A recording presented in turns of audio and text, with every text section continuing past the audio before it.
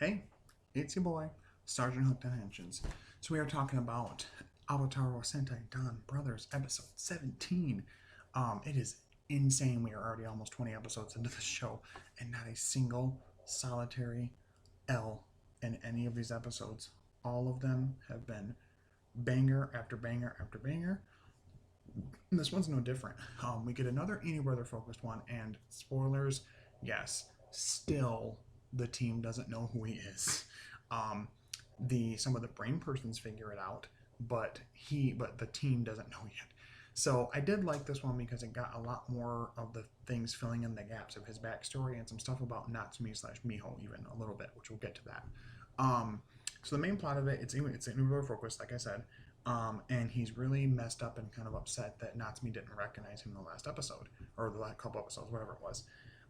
And he meets this guy who is we think is going to be our Totsuoki. He's talking to Ino brother is talking to is it Sonoi? Is it Sononi, the girl brain person, and basically telling her how like what's going on, whatever. She sees him untransformed, whatever. She knows he's Ino brother, and she makes a bet with him that the guy that he's just about to like talk to and get to know, that he will be the Hitotsuoki, and he doesn't believe her, and he's going to try his best to help him. So the guy apparently, there's some girl he likes, Kana or whatever her name is, and he like messed it up because in a few episodes ago, whatever one, there was a Totsuoki that like she had her like there was like a strap to her like wallet, and it had it tied around her wrist, and she was stuck, and he saw the monster and just screamed and ran away and left her hanging. And we'll find out more stuff later with that. It's kind of this one did a decent job of balancing the comedy with the seriousness. Honestly, you don't really see much of the rest of the team other than Kiji brother until the very end, which I thought was cool. But he sets up this plan. Oh my god. He set up this plan with the guy to dress up like a monster, like a demon, a devil of some kind, and try and scare her and have the guy come in and kick his ass and be like, I'm a hero, blah blah blah, right? Well, he tries to, and of course fucking Momotani Jiro is doing his Momotani Jiro shit, and he's on his Momotani Jiro shit, and he comes in and he sees him. He's like, "Well, what are you?" He's like, "You don't seem to be a Totsuoki, but you seem to be, like doing something nefarious." Blah blah blah. That's what I like about Jiro. He's kind of like a knight, where he's just like always trying to do like the chivalrous right thing, even if he shouldn't get involved with shit sometimes.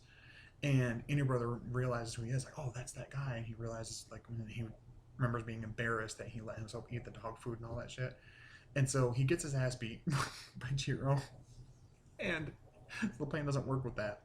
And then I think the guy that he's helping, sees Sononi, or female brain person, whatever her name is, and I think he ends up like kind of falling for her sorta, and then she sees the little like thing in his head, little door that shows there's a Totsuoki, and he like tries to like talk to her, and he realizes like this isn't right. I love Kana, blah blah blah. We get some backstory though, more with brother. We find out that at one point he was, because Kiji brother comes back into it for a little bit too. Um, he was an actor. Him and Natsumi and their friends were part of an acting like troupe, and they were staying at some like house out in the countryside or whatever. And he remembers waking up and hearing some weird noises.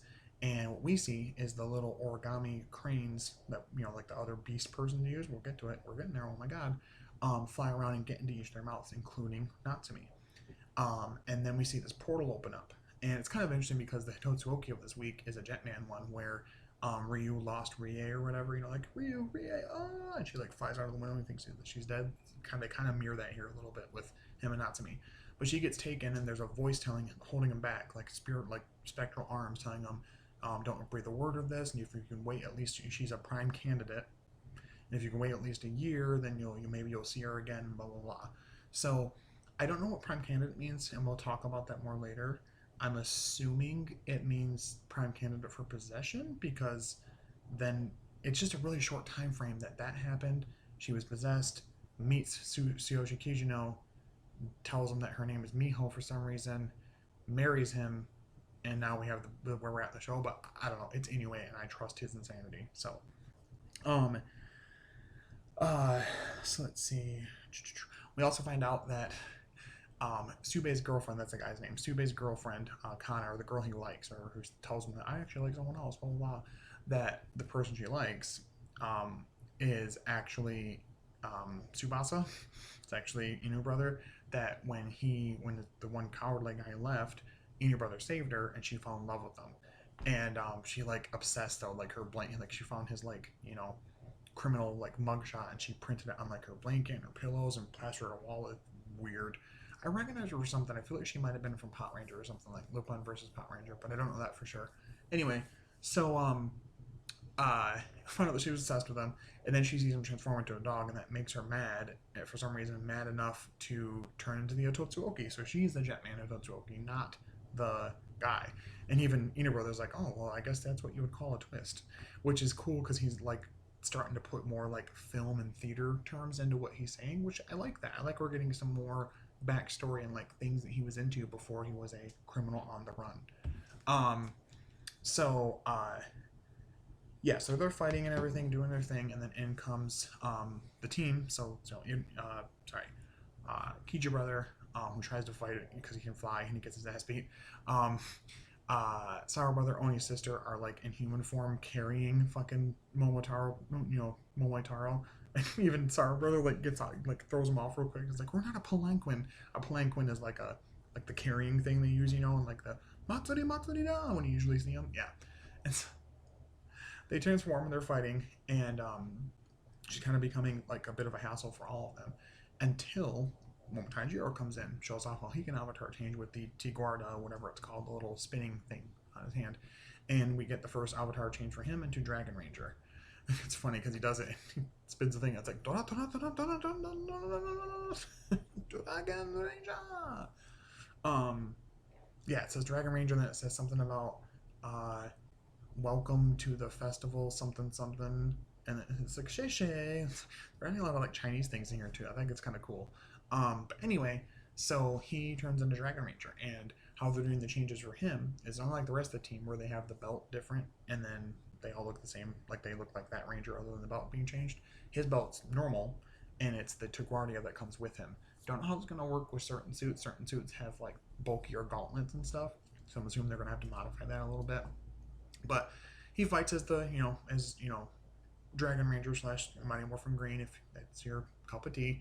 Um, and fights for a little bit. He also used the altar form, the little small altar form with the ninja altar, and fought a little bit as well. And almost defeats her. Then the whole team does. Then she gets big. We get only Taijin fight, all that good stuff. And yeah, so afterwards, the couple does end up together, and gives Ino brother hope. That maybe something will eventually get figured out with Natsumi, and it's kind of interesting. So the very end of it, even though we just barely got introduced to our sixth Neri a few episodes ago, and haven't even seen his silver form yet in show, just the personality, the Torbo personality, it warps out of nowhere to the brain person's like base underneath though, like farther, and hear some voice saying, "Awaken, Murasame, awaken now," and these eyes open up, and you see the helmet. We've been revealed. If you haven't seen the picture, I'll try to pick a good image for this that shows it. Maybe not. Maybe I won't do a thumbnail for that. Maybe a spoiler, I guess. But whatever.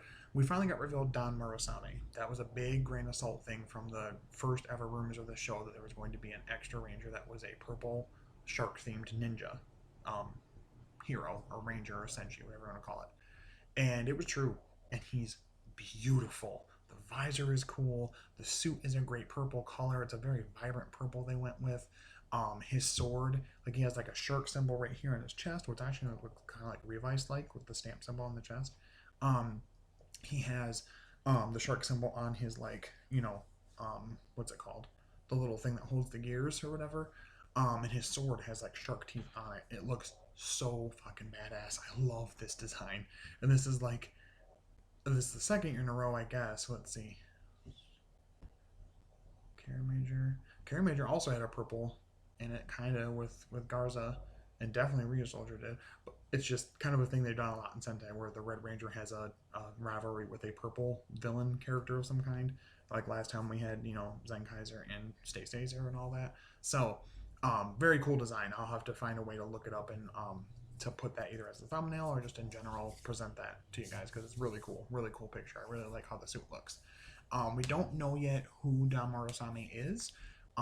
Being in this tank and everything gives me the vibe is that it's not anybody we know. I'm hoping that I'm wrong. I'm hoping there's a lot of rumors and people really hoping and crossing fingers that it's Sonoy.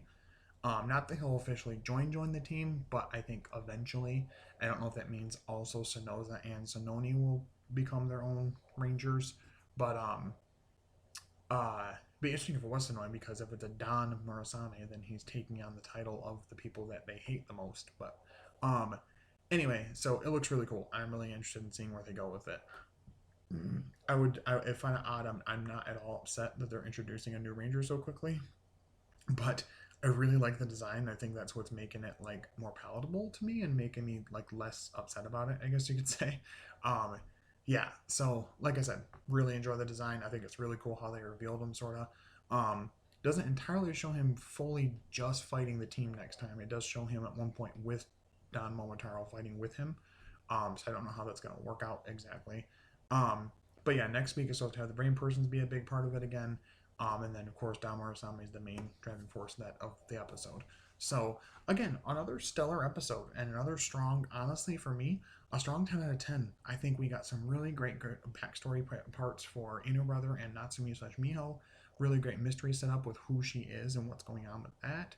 Um, I don't know what they're going to do with that, and it's really sad if it really is just one singular girl. It's not like a Natsume and a Miho separate person, but it's one singular person. And one of the two, him or Kiji brother, are going to have to give her up. Either Kiji brother's going to have to accept that she was originally with Inu brother and he was about to propose to her anyway and give up on all that, even though they've been married for a bit and have like an established life together, or Inu brother's going to have to do the same for Kiji brother, and how that affects the team dynamics is going to be crazy to see. Um, so yeah, I'm really interested in seeing how that goes because we've not really had like infighting team dynamic stuff like that, romance, influenced since Jetman, honestly. I think it's part of the reason why Inoue wrote that into the show. Um, so, any, anyway, decent episode. Really awesome. Really great. Another banger, of course. Definitely a straight 10 out of 10 in my opinion. What did you guys think of the episode? Did you really like it? There's multiple times I was just like busting a gut laughing. The show is so good at balancing its comedy with its serious parts. I love it. But let me know in the comments. What did you guys think of the episode? Did you love it? Did you hate it? In the middle. What do you think about Don Murasame? Purple Shark Ranger? Oh my god. He even has like on the chest part where it's normally blank for the others, for Don Dorgoku and Don Momotaro. It has like the little netting thing that you usually see on like ninja designs and stuff. I think it's really cool. I like that. So anyway, let me know in the comments below what you guys think. As always, thank you so much for watching, commenting, sharing, liking, all that good stuff, subscribing. I appreciate all of you guys so much. Follow me on social media. I'm on Twitter at RioSoulRiderRed or Sergeant Hooked on Henshins there. I'm on TikTok, Sergeant Hooked on Henshins as well. But let me know, keep, follow me on the different social medias. And let me know what you guys think of the content and all that. But until next time, stay hooked on them henshins. I will talk to you later. Don't worry about it. Bye-bye. Don't.